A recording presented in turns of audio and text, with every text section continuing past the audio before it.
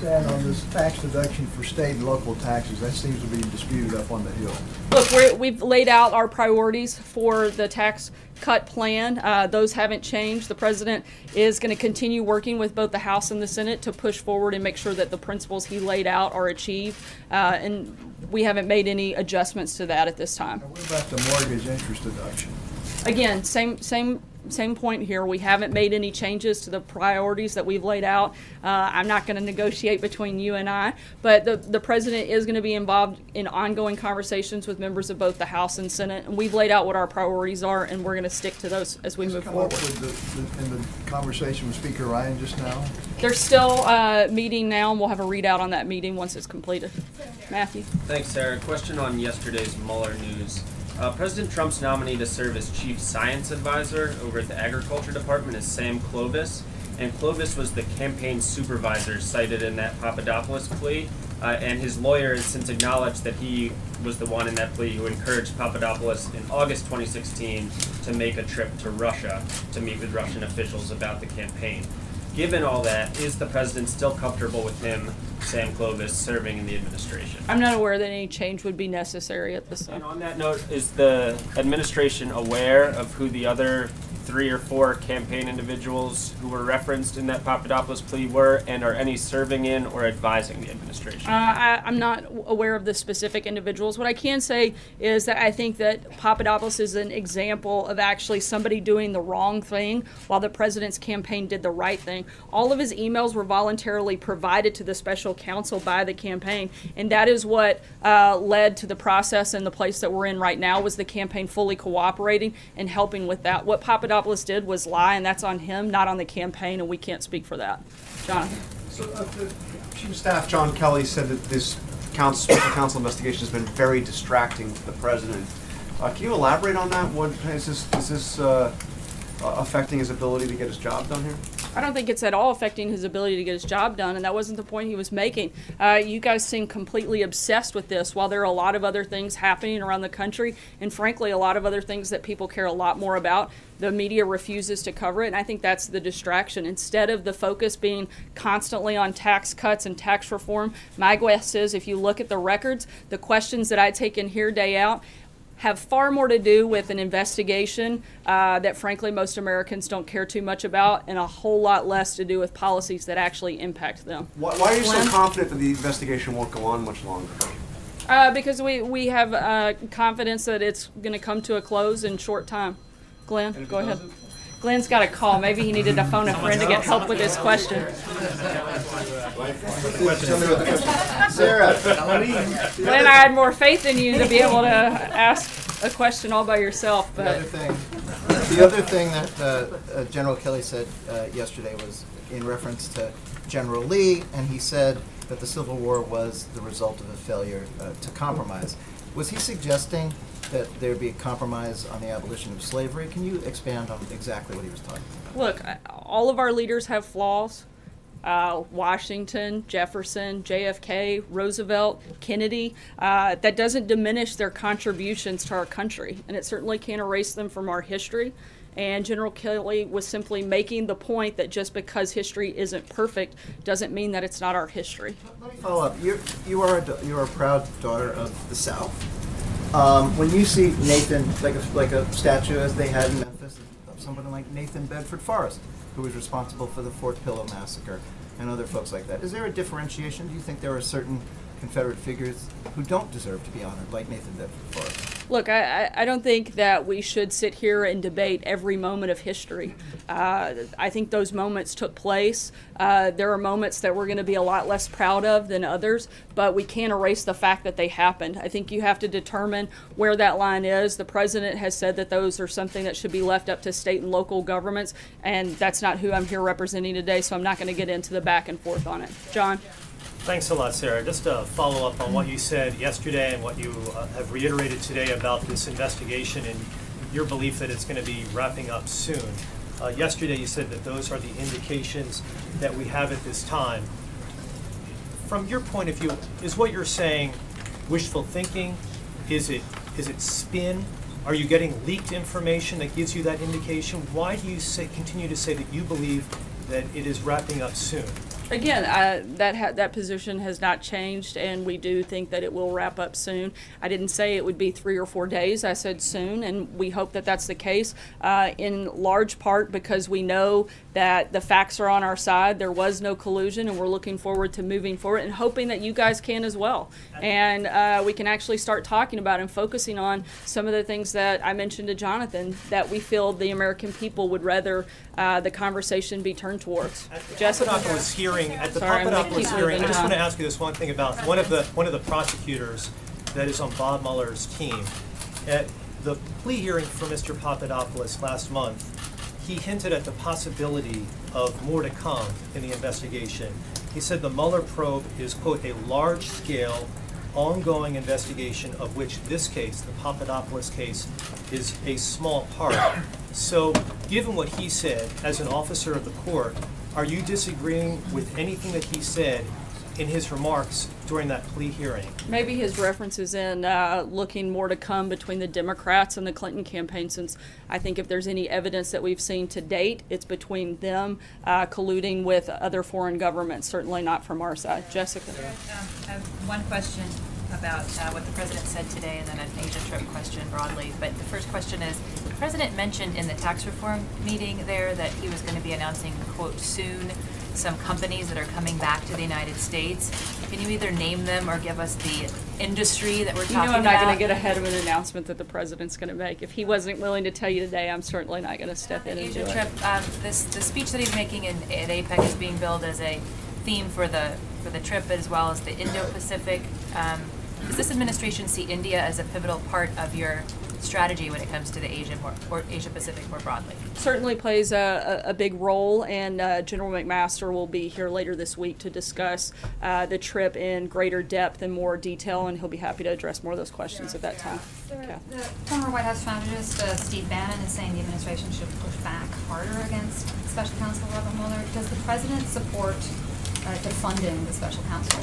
No, and I'm not sure what we'd push back against, since so far all they've done is come up with ways and shown more and more that there was no connection between the Trump campaign in collusion with Russia. John? Thank you, Sarah. 2 questions, please.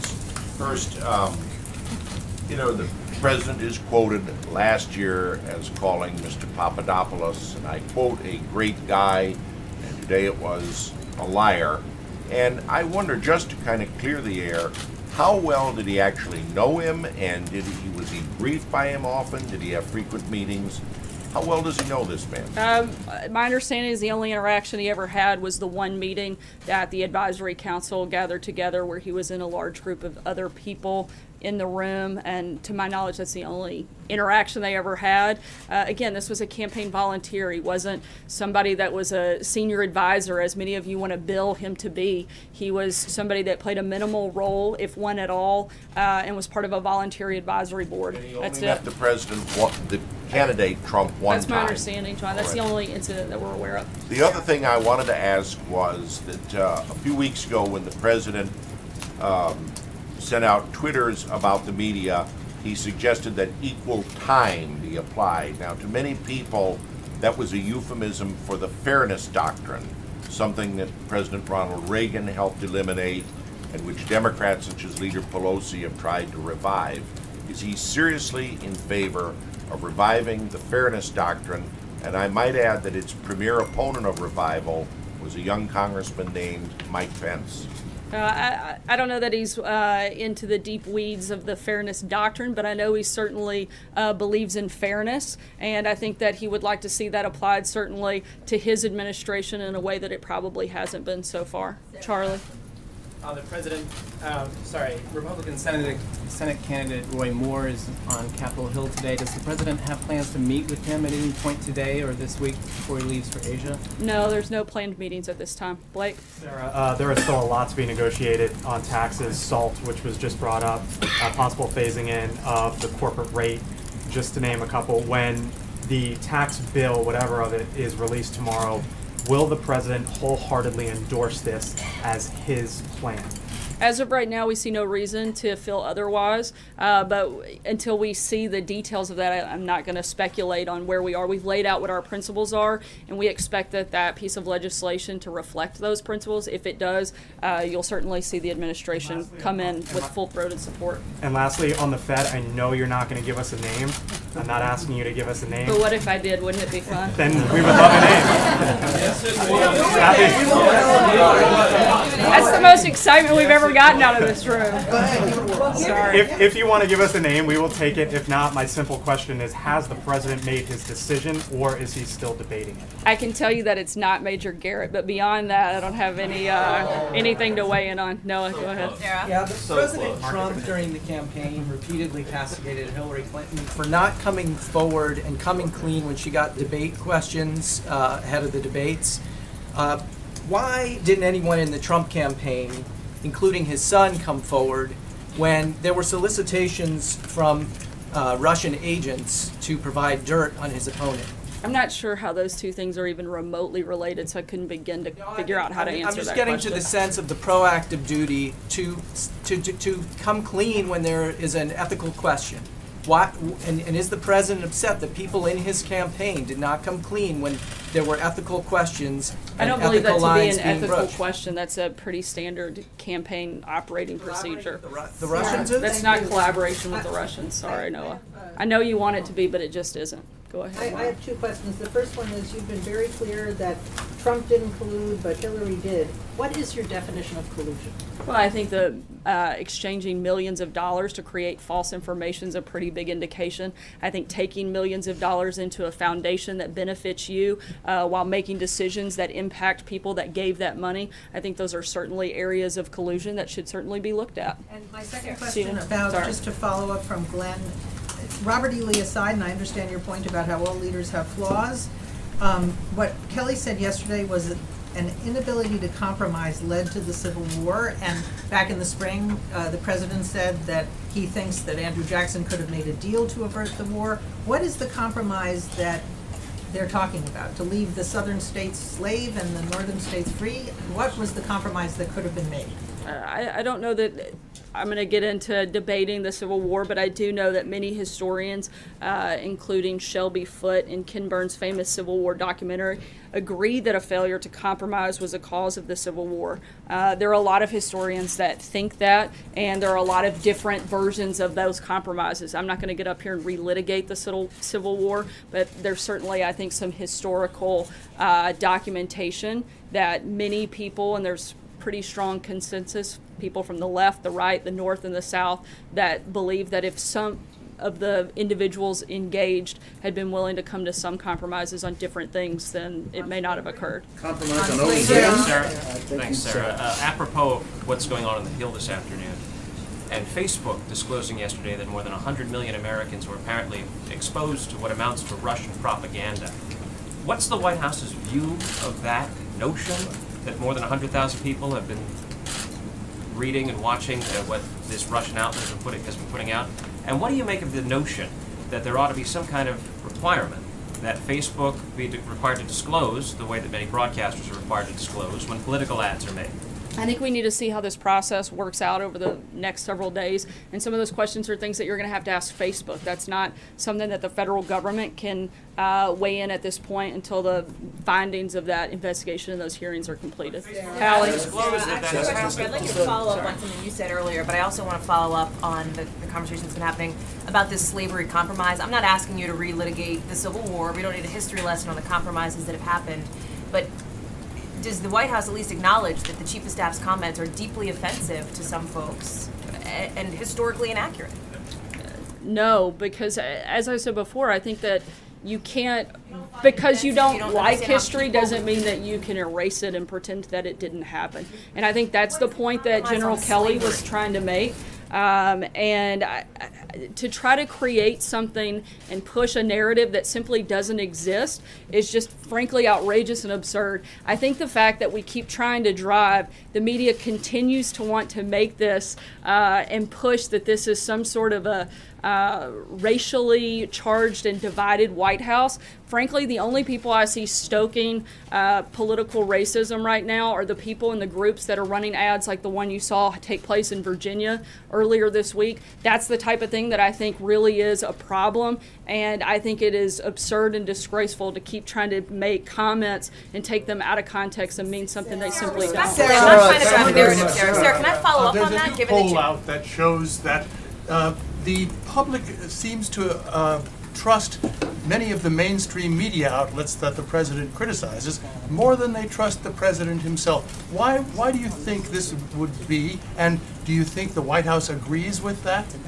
I haven't seen anything to suggest that. I'd have to look into it. I certainly can't comment on some study I know nothing about and don't agree with. Sarah, given some of the criticism we've heard from the president's outside advisors, is the president happy with his legal team right now? Does he feel well represented, well defended when it comes to the Mueller probe particularly? I'm not sure how he couldn't, considering, as I said yesterday and I've repeated several times today, all of the revelations that have taken place over the last several days and hours have nothing to do with the president, have nothing to do with his campaign. And I think the further we get into it, the more and more we see that happening. Kevin? One other question on Thank you, something Sarah. said. I just wanted to ask about taxes and then maybe just a very quick follow on the discussion about compromise. If I'm understanding you correctly, what you're really saying is he's not suggesting a compromise on slavery. He's talking about other compromises that may have been germane to that period of history. Look, I think that was Is part of the fair? conversation that a lot of people have had. He didn't get into the specifics because that's something that's been discussed very widely by many historians, again, from both the left, the right, the north, the south, however you want to look at it. And he didn't get into the details of it because it wasn't the point he was making. On taxes, just want to get a sense of what the president might really be interested in as far as the child tax credit and as far as the Obamacare individual mandate. Is it your opinion that the president would be supportive of both, meaning that they need to be a major tenet of the tax reform that we'll be unveiling this week? He certainly supports the child care tax credit. I'm sorry, what was the other piece you were asking The about? Obamacare individual mandate, does that have to be a part of tax reform? I don't believe it has to be part of tax reform, but the child care tax credit is something he'd certainly like to see. Take one last question, Major. Sarah, you said to us a few moments ago, the Papadopoulos plea agreement is an example of an individual doing the wrong thing, but the campaign doing the right thing, if I remember what you said correctly. Does that extend to Sam Clovis encouraging George Papadopoulos to go to Russia on behalf of the campaign to solicit information? My understanding is there wasn't encouragement. He made multiple attempts at setting up a variety of meetings that were constantly rebuffed. He also made false statements to investigators. That's something that the campaign nor the administration would ever support. All of his emails, again, were voluntarily provided to the special counsel by the campaign, and that is how they got to the place that they're in right now. Are you saying that Clovis is being misinterpreted by George Papadopoulos? I'm not getting into the detail of that. I'm talking specifically about the multiple attempts that he made in setting up a variety of meetings. There were more than one instance in which he tried to set up meetings that were rebuffed by the campaign. He lied about a lot of those activities, and that is the place that you, I think, see come through in the emails that were voluntarily turned over. One thing you said yesterday, you were asked at one point during yesterday's briefing when the president became aware that Russia was behind hacking and possession of emails. You said, I'm not sure of the specific date when that took place, so I'd have to look and get back to you. Yeah, I can respond to that now. The president was briefed in a pretty widely publicized meeting back in January. Later that very day, he said publicly that he'd received the intelligence briefing and he believed that Russia was behind the email hacks. Thanks so much, guys. Hope you have a happy and safe Halloween. Thanks, guys. Sarah, does this administration believe